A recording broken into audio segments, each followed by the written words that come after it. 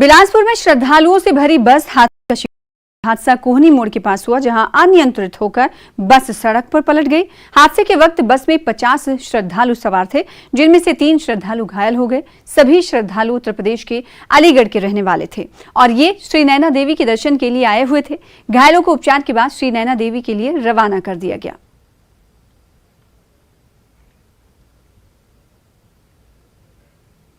सोलन के बाद अब सिरमौर जिले में डेंगू ने दस्तक दी है। यहां डेंगू के एक साथ 50 मामले सामने आए हैं। ज्यादातर मामले नाहन के मेडिकल कॉलेज अस्पताल में देखने को मिले हैं। जिले में लगातार बढ़ रहे डेंगू के मामलों को देखते हुए स्वास्थ्य विभाग है और इसको लेकर स्वास्थ्य विभाग ने जागरूकता अभियान भी शुरू किया है। सिरमौर में घर घर जाकर आशा वर्कर्स लोगों को जागरूक करने में जुटी हैं।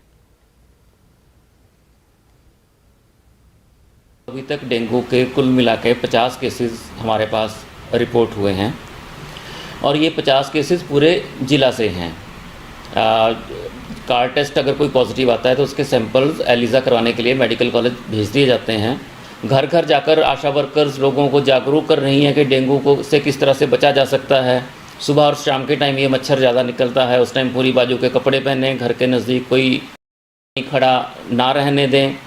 अगर कहीं पानी खड़ा है, बड़े तालाब हैं, उसका ऐसा करें कि उसमें मच्छर पनप ना सकें। तो ये एक्शंस लेने हमने शुरू कर दिए हैं।